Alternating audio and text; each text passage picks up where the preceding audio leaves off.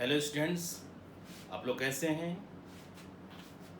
और एक पॉलिनोमियल तक प्रैक्टिस आप कर चुके होंगे। हम लोग चैप्टर 3 पूरी तरह से कंप्लीट कर चुके हैं। हमारा उद्देश्य यही है कि हम क्लास 9 के हर टॉपिक को पहले क्लियर कर लें आपको। उसके बाद हम कुछ सेट ऑफ क्वेश्चंस आपको देंगे हर चैप्टर से रिलेटेड, ताकि आप उसको कर सकें और उसका सजेस्टिव आंसर भी देंगे।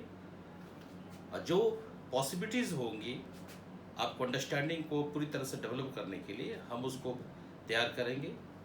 तो चलिए हम लोग पहले एक चैप्टर 4 में आ जाते हैं, जिसका नाम है linear equation in 2 variable.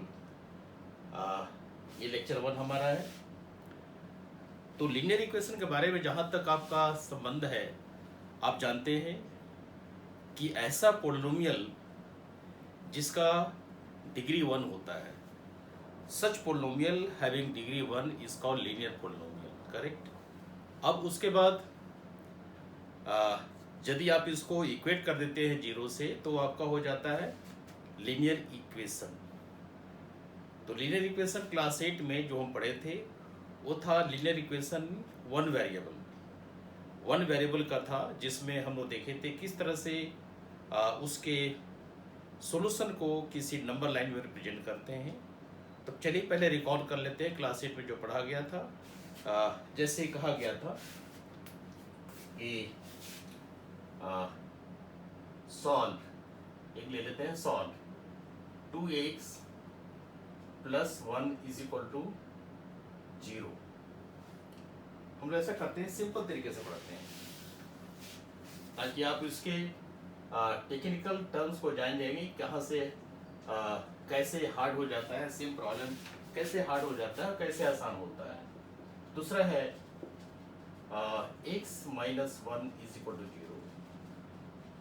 Third है 2x + 1 = 0। फोर्थ है ½ x - 1 = 0। फिफ्थ है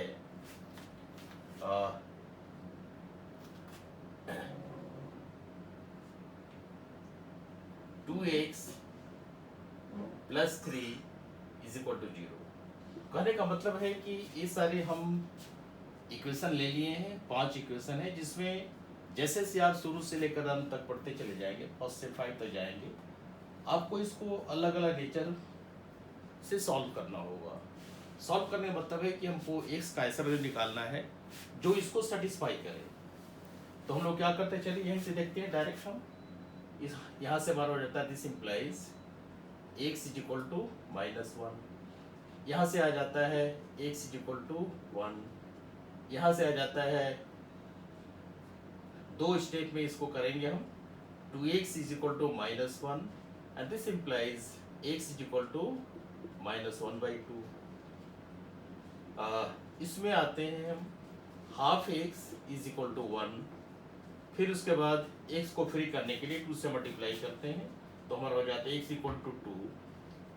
और इसमें भी वही इसी तरह से जैसे थर्ड किए थे, 2x = -3, यानी x = -3/2। तो आप समझ गए होंगे कि हम क्या चाह रहे हैं।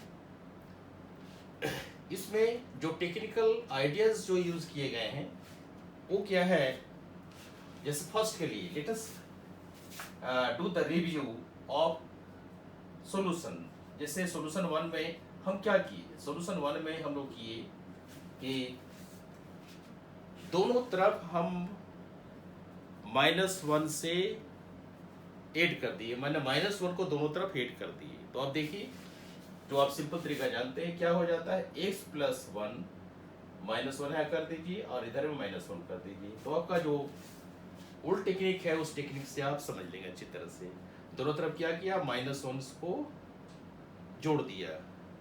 ध्यान रखना है, यदि यहाँ +1 है तो -1 से जोड़ना है, यदि यहाँ -1 होता तो +1 करते हैं। इस तरह से आपका लेफ्ट साइड में x 1 और -1 कट जाता है, x आपका -1 आ जाता है। तो ये टेक्निक्स हैं जो पूरी तरह से थॉरो तरीके से किया जा रहा है। यानी क्या किया, एडिंग बोथ साइड -1, एडिशन हमारा एक प्रायोरिटी में आता है, इसलिए एडिशन को हम पहले हाईलाइट करते हैं। इसको हम दूसरी तरह से कर सकते हैं, subtracting 1 from both side, adding both side -1, एक ही चीज हुआ। इसमें आपको क्या करना है, प्लस साइन देना होगा, तब इसका हो जाएगा। यानी कहने का मतलब है कि यदि आप उस तरह से कहेंगे तो सब्ट्रैक्शन का ही ज्यादा अच्छा होगा, सब्ट्रैक्शन कर दीजिए।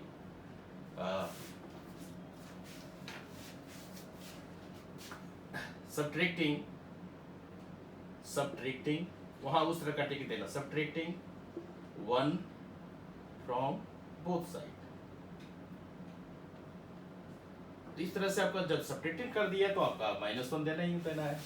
ये -1 ले लिया सब्ट्रैक्ट, इधर राइट साइड में 0 था तो यहाँ पर -1 हो गया, यानी 0 - 1 हो गया।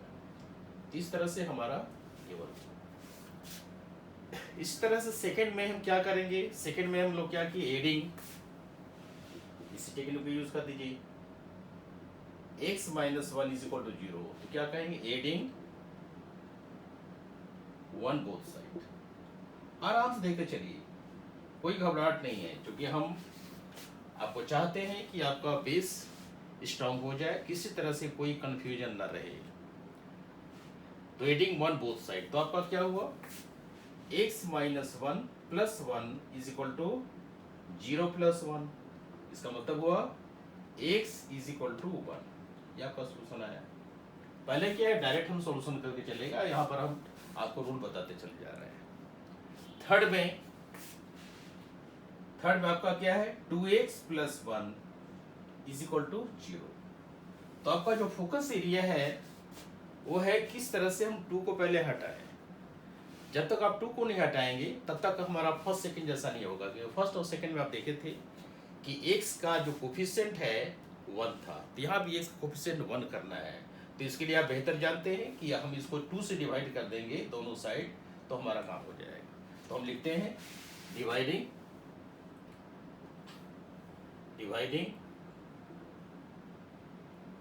बोथ साइड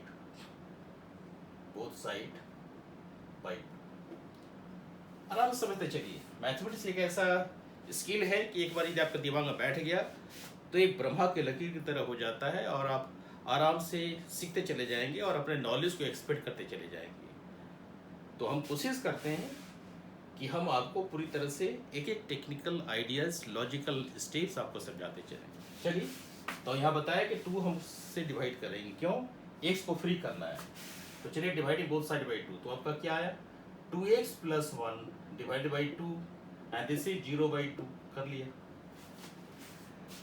अब इसको सॉल्व करेंगे तो क्या होगा, 2x/2 + 1/2 = 0, 0/2 is 0, 2 कैंसिल हो गया, आपका x + ½ = 0 आ गया। अब आप ये सवाल जो है पहले की तरह हो गया, फर्स्ट की तरह हो गया।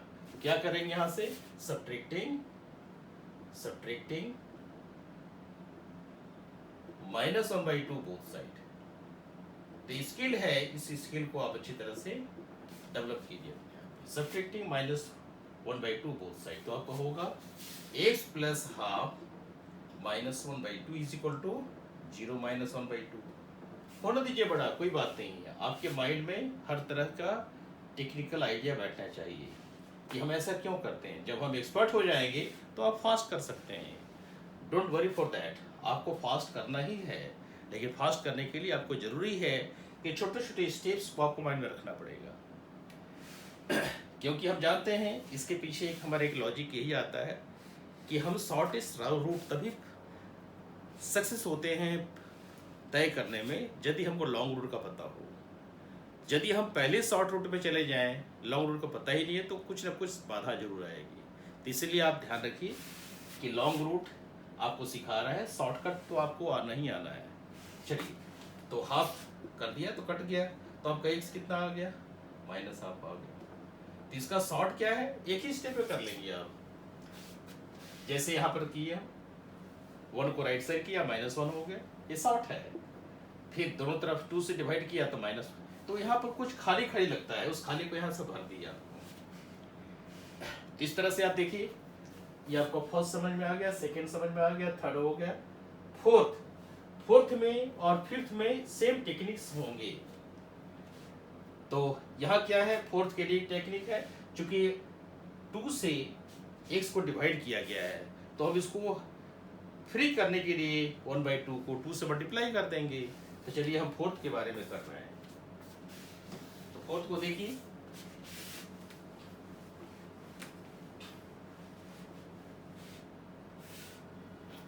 तो सॉल्यूशन फोर्थ को आप देखिए, इसमें आपका क्या है,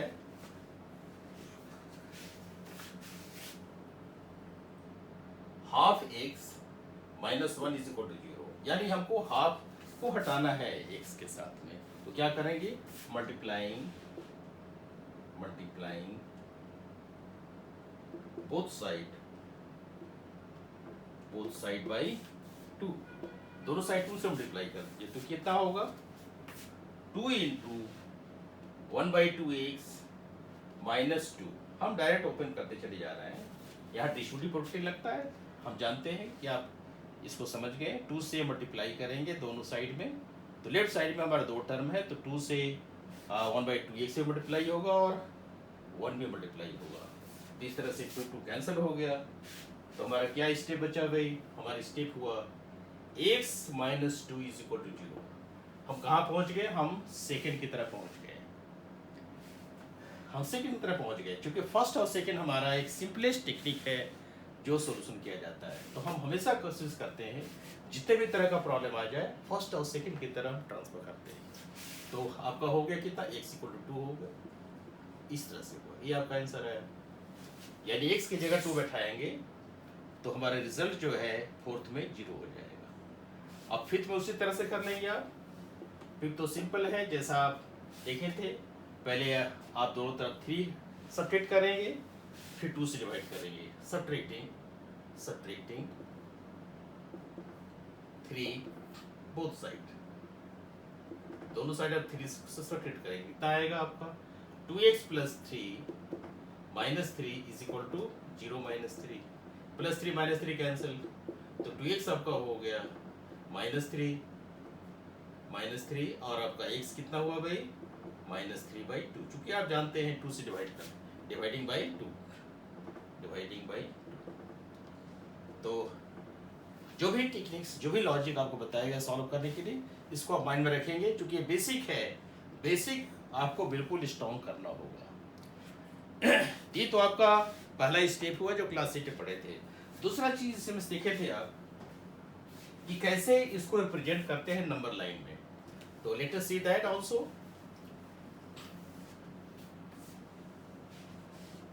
हम इसी में एक क्वेश्चन लिख देते हैं, रिप्रेजेंट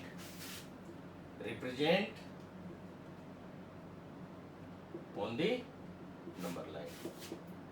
नंबर लाइन में रिप्रेजेंट करना है। तो नंबर लाइन में रिप्रेजेंट कैसे करेंगे, पहले हम एक नंबर लाइन को रिप्रेजेंट करते हैं, एक नंबर लाइन को ड्रॉ करते हैं। चलिए एक नंबर लाइन को ड्रॉ करते हैं। एक ही नंबर लाइन में हम कोशिश कर रहे हैं कि सबको बता दें आपको। 0 आप कर लीजिए, कैलिब्रेट कर लीजिए, 1 2 3 4 so on and so forth। इधर में -1 -2 -3 और बहुत दूर चला जाएगा। तो आप देखते चलिए कि आपका पहला केस क्या बता रहा है। फर्स्ट केस बता रहा है -1 को लोकेट करना है।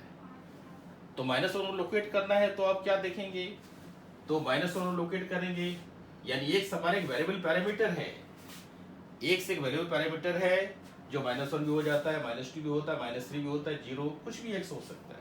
तो इस तरह से x कितना है, -1, क्योंकि हम नंबर लाइन लिखे हैं।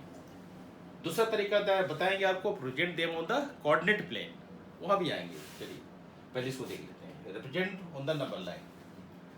तो आपको -1 दिखाना है, तो आप फर्स्ट के लिए -1 को दिखा करके इसको गोला कर लीजिए, और हमारे समझ से जो हम किए हैं ये हमारा फर्स्ट के लिए हुआ। बारी बारी देखते चलते हैं। तो फर्स्ट को रिप्रेजेंट कर दिया, जहां -1 है उसको गोला कर दिए। आप चाहे तो इसको शेड कर दीजिए, बिल्कुल एक सर्कल को, स्फीयर को क्लोज कर दीजिए, क्लोज स्फीयर, ये -1 हो गया। उसी तरह से हमारा सेकंड क्या कह रहा है, सेकंड कह रहा है 1 कह रहा है, तो उसी तरह से आप सेकंड के लिए दूसरा नंबर लाइन ड्रॉ करेंगे। चलिए हम दूसरा लाइन ड्रॉ कर लेते हैं, no problem, no problem at all. ये 0 हो गया, ये आपका 1 हो गया, 2 हो गया, सो एंड सो फोर्थ। ये -1 है, -2 है, सो एंड सो फोर्थ। हम 1 को रिप्रेजेंट करने जा रहे हैं, तो जहाँ 1 है उसको दिखा दीजिए, 1 को लेकर इसे खुला कर दीजिए। तो ये आपका फर्स्ट रिप्रेजेंटेशन हो गया, ये आपका सेकंड का रिप्रेजेंटेशन हो गया।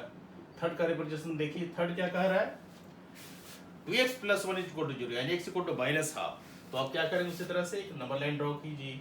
नंबर लाइन ड्रॉ करके यहाँ पर एक 0 ले लीजिए, और क्या करेंगे आप, एक -1 कर लीजिए, इधर में एक +1 कर लीजिए। जो जरूरत हमारा है उसी को हम लिख रहे हैं।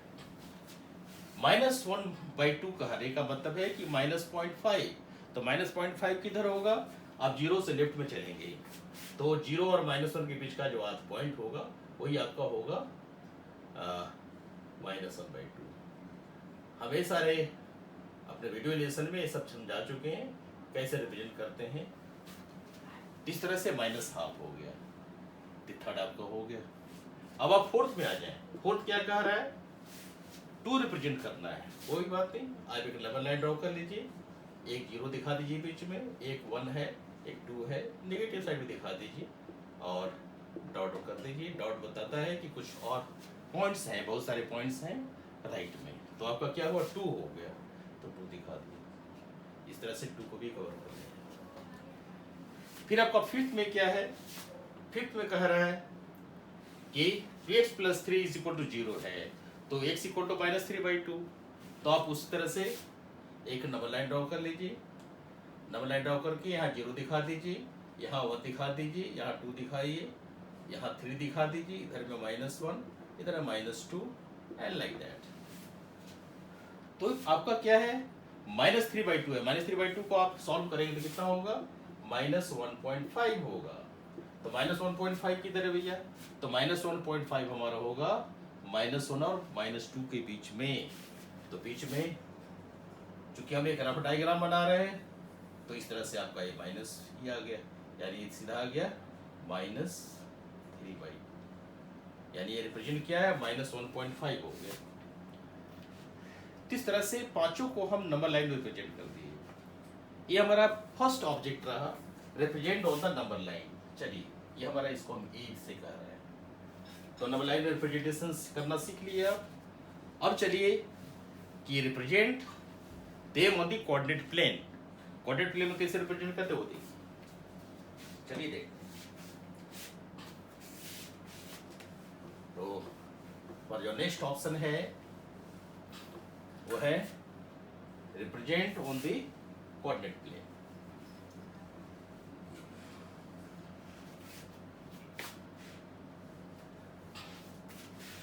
आपका बी ऑप्शन हो गया, बी रिप्रेजेंट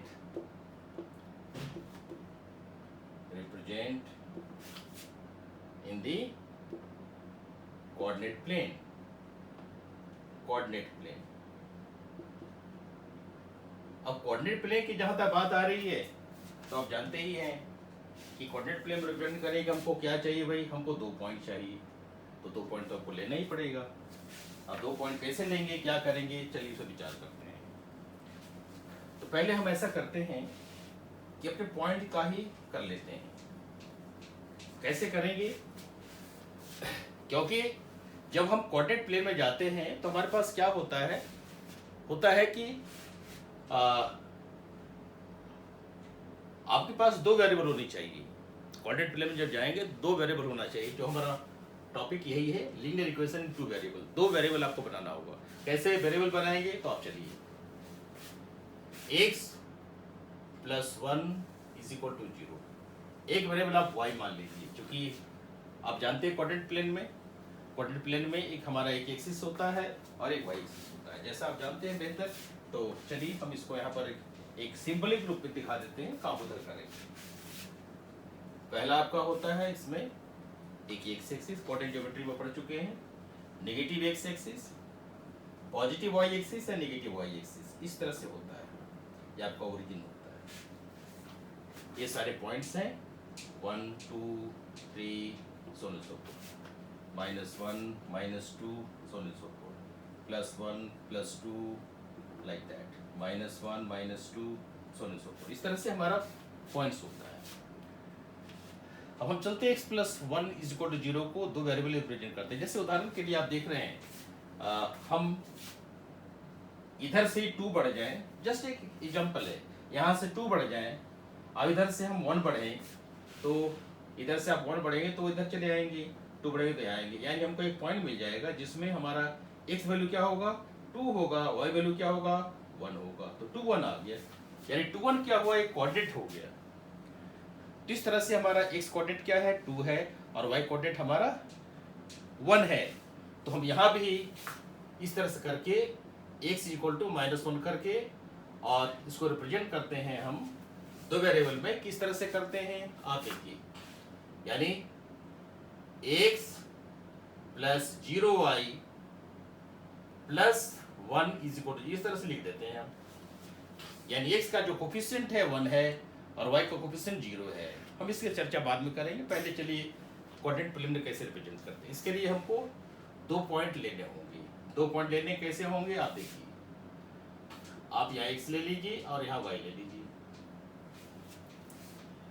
x क्या है भाई, तो x हमारा है -1, दे दीजिए -1, यहाँ भी -1, हर किसी से -1 होगा।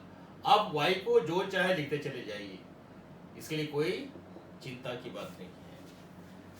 y कुछ भी कर दें, ये क्या होगा, x हमारा, y को आप 0 कर दें, 1 कर दें, 2 कर दें, कुछ भी y का वैल्यू ले लेंगे, x हमारा हर स्थिति में -1 ही होगा।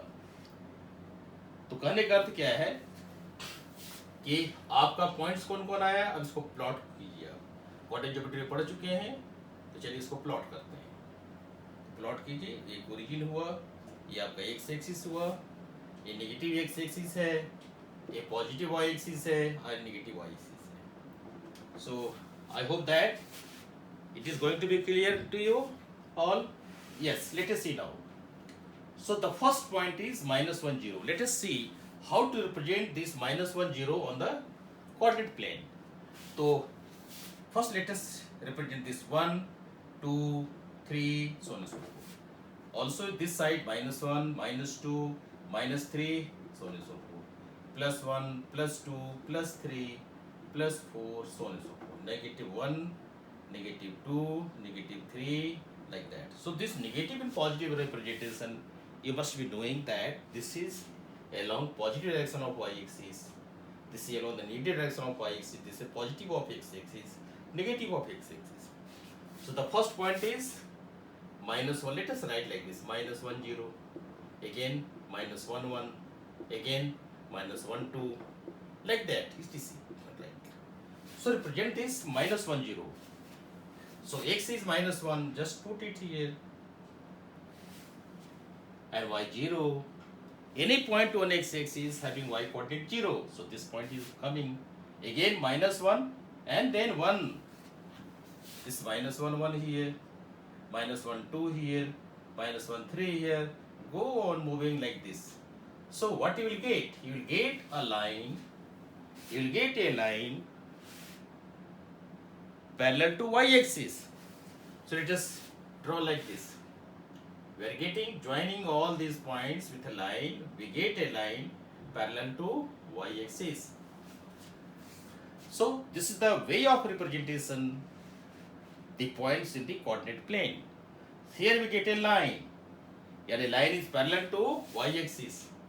Line is parallel to y-axis. So this is the situation. At a distance of 1 unit, at a distance of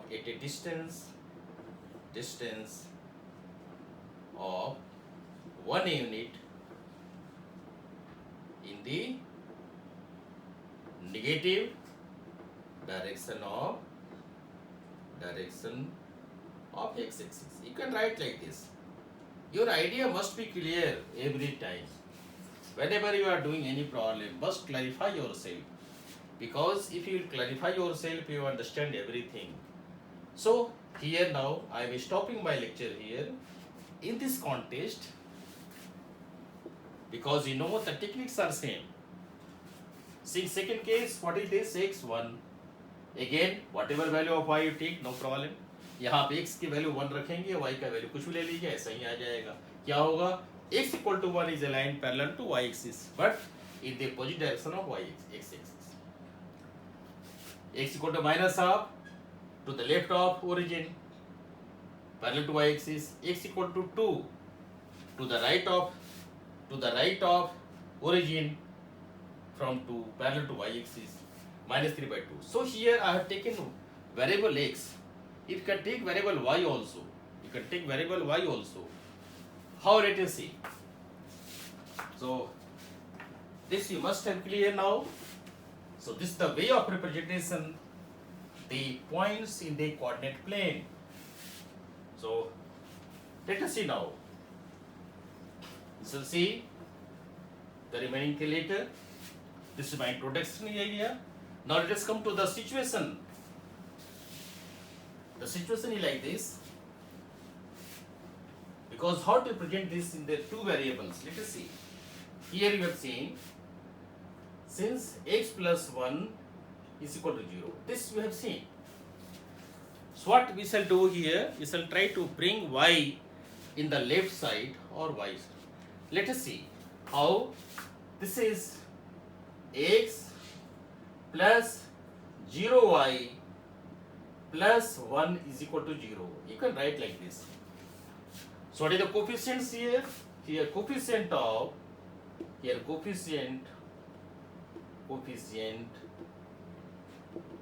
x is 1, coefficient of y is equal to 0, and constant term is equal to 1. So this is the situation. Now this x coefficients are variable. Let us take a general coefficients. So let coefficient of x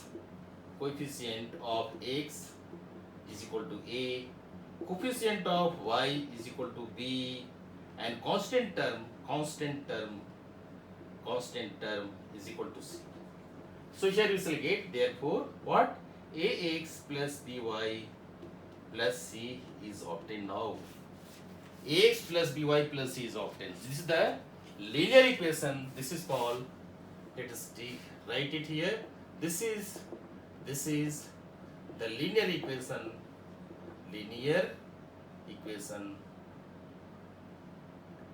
in two variables.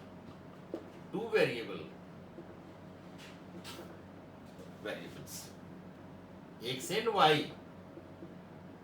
Here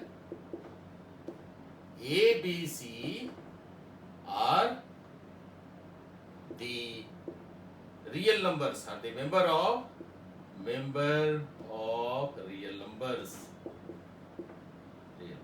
I have taken the word member because there are so many real numbers. So this is the member of real numbers. Real number you must have read. So that is the real number. A may be 0. In this case, A is 1, B is 0. So, and C is 1. So this is the standard equation of linear form. This is the standard. This is the standard form. ये standard form है. ऐसा form जो सबके लिए applicable होता है उसको standard form कर देते हैं. ये स्टैंडर्ड फॉर्म हमारा है. अब यहाँ एक प्रश्न खड़ा होता है कि क्या हम दो वेरिएबल से इसमें से यूनिक सॉल्यूशन प्राप्त कर सकते हैं. तो हमारा जो प्रश्न है, क्या can we get unique solution from single equation of two variable. क्या हमको can we get unique solution from single equation of two variable? तो इस प्रश्न का उत्तर जो हमारा होगा सीधा हो जाएगा कि no, we cannot get. The answer is Answer is no. We cannot get unique solution from single equation of two variables. We can't get, because where is solution varying. So what type of solution we shall get? We shall get infinitely many solution. We shall get infinitely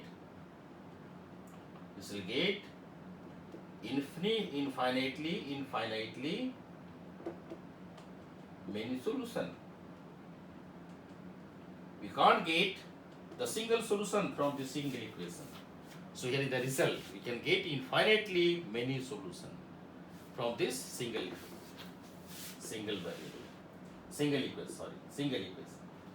So this is all about the introduction of linear equation in two variable. Now another part we can have here that if the solution is infinite, how you can get it? How you can get infinite solution? Let us take it now. How to get the infinite solution? Let us see.